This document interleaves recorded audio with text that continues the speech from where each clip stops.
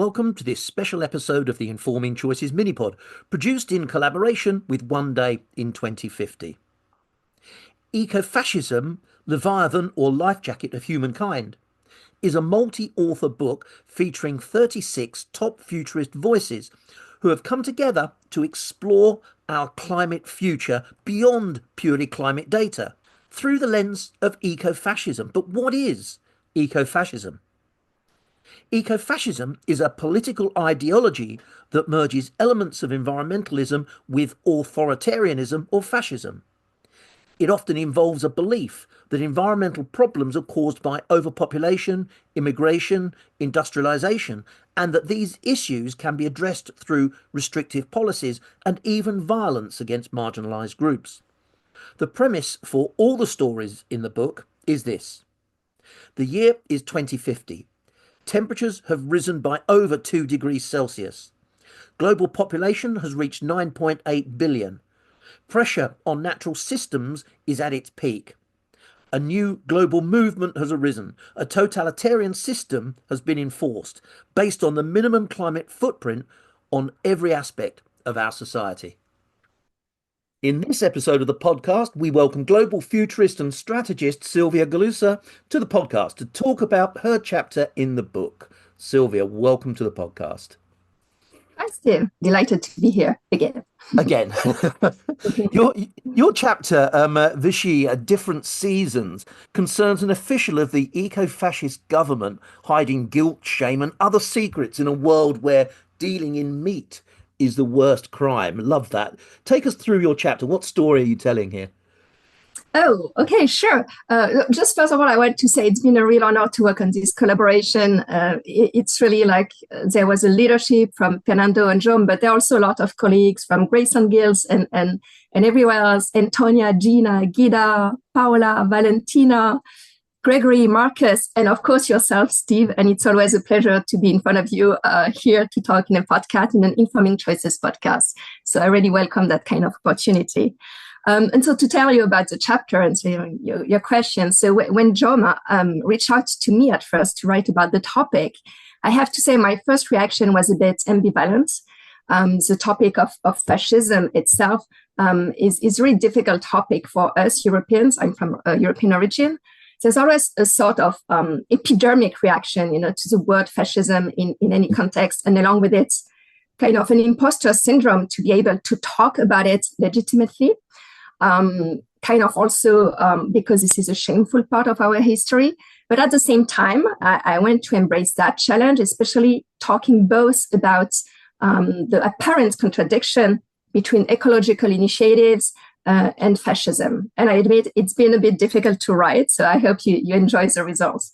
So the story itself, in the story, I address a range of topics, overpopulation, carbon quotas, animal food restrictions, and more generally, possible consequences of what an eco-extremist government could bring. And for once, you know what, I parted from technology, which is usually my big focus, to address really politics, regulation, and policies, and the impact on the future of our humanity, empathy, and tolerance. And I developed the idea of human growth planning from the perspective of a minister, someone who is between and who has been part of the movement, at first with good intention, and then realizing like it's part of big machinery. So it's a very personal and intimate story with the investigation of one's sentiment of doing things right, of guilt and responsibility. And I also introduced the concept of gross residences overseas, where overage people are sent to, which echo concentration camps. So that's about the overview of the story.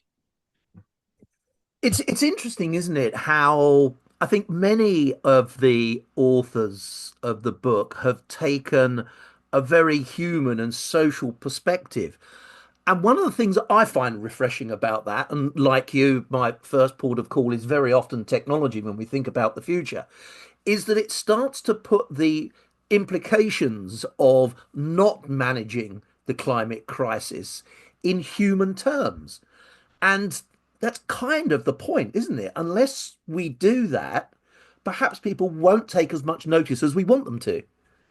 Yeah, absolutely. I completely agree. And I think what was really interesting in how everyone decided to tell their story, like 40 and something different perspectives from all over the world, is you can take a very personal take on something that can come from different perspectives. So, for example, in my own case, I decided I kind of made the choice to set the story in France, which is my home country, in memory of the pain it went through last century. And I really wanted to talk about something personal and close to my culture.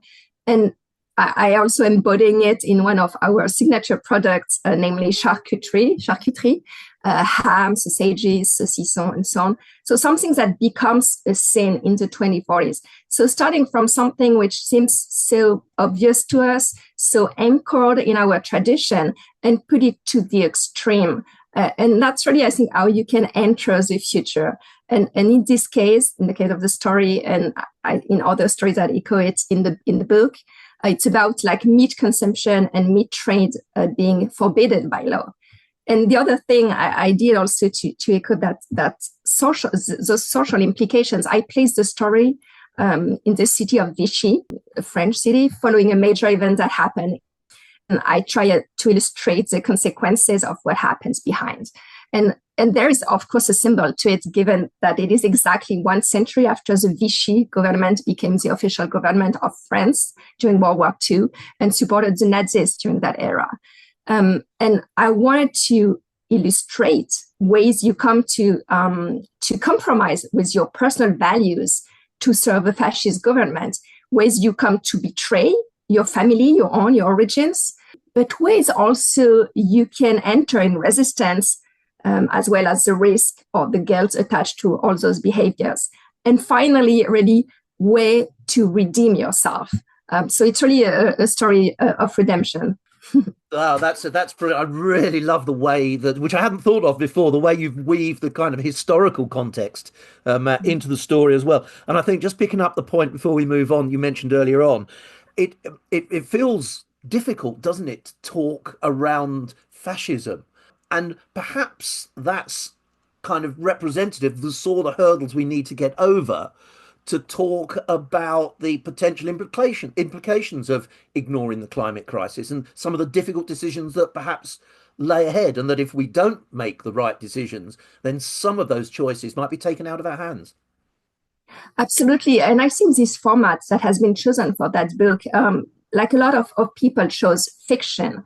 And I think sometimes when such topics are so difficult to talk about and to mention, you can write like a 3,000 pages report that nobody is going to read, or you can give a conference that is accessible just to a few, and then it's mediatized, but it's transformed.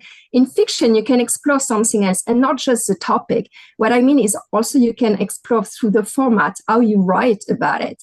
And we remember after World War II, a lot of survivors of the camps were unable to talk about it just like in interviews and so on, but they use a lot of written format and poetry. And I really want to mention one piece that really was touching. It's Paul Celan's Black Milk of Daybreak, and in his Todesfuge.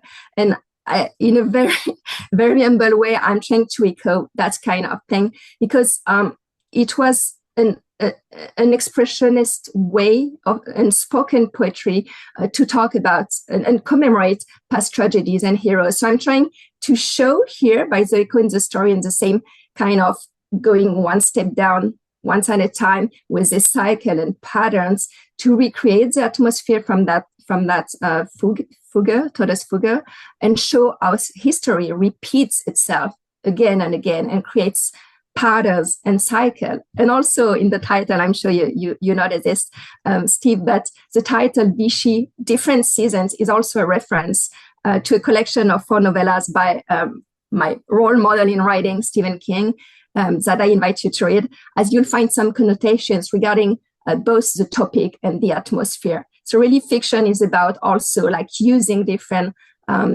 tools, not just like the rational tools, but all the fiction toolbox to tell a story that really resonate and stay deep with you. I think it will be really obvious to people who read your chapter, the different layers and the degree of thoughtfulness that you've put into creating your chapter. And I think you've started to touch on your kind of motivations for actually writing it. But what would you add to what you've said already about, what motivated you to write the story? Thanks for asking. Well, I definitely hope my writing brings one to consider possible futures, to reflect and challenge the existing. And once again, as futurists like to repeat it again and again, it's not about being right about the future, it's about being prepared. So speculative fiction is a great tool to evoke the future creatively, through images, sensations, and to offer a different perspective. And for example, I took the choice of not being on the victim side, but being on the fringe, first as part of the one who co-created that type of governments, because they believed in the values, but then the value change, and there's a disconnect with your personal values. And then is how can you redeem yourself and change things, even if from the start you were not on the good side. I really want a powerful message like that, to help people like put themselves in the shoes of someone else, change perspective, maybe lead them to empathize. So it's part of the futurist toolbox, knowing that the ultimate goal, deeply rooted in the foresight practice, is to provoke into action. Fine, if you don't want this future to happen, then help us change how things are currently heading to. Be part of the change. Yeah, I love that word provoke, and I think you won't be surprised. I completely agree with that. So you've started to talk about this. What else other than be provoked would you like readers to consider after reading your chapter? That's a good question. I think just about all your conception, ecological behavior, like what is your personal conception? We always tend, I think, to shame others. And I think I would say maybe the third thing is just reflect on your own behavior, because we might have values, and sometimes there's a disconnect again between our values and our behaviors, and we tend to shame others about behaviors, and we think that because they have such behaviors they don't have the values. So to change others' behavior, it's not always through the shaming way, and because I really think that's part of what leads us to extremist thinking, and just like try to understand what brings people to do that, and try to change the trigger of their behaviors instead of changing the behaviors. So that would be definitely something that I hope my story, but the whole book is helping us think about. And really, maybe one last thing I want to say also is, beyond my chapter, what excites me about the book is it's really a beautiful collaboration. Like it's kind of futurist minds from all over the world, from different industries, different professions. Some are more professional writers, some are professional futurists, some are in between or just from other horizons, and getting together to share personal stories, personal visions of the future is really something very special about that book. And that gives you plenty to think and plenty to act on. So it's like a symphony, like lots of voices joining an enterprise that is much bigger than the sum of their voices.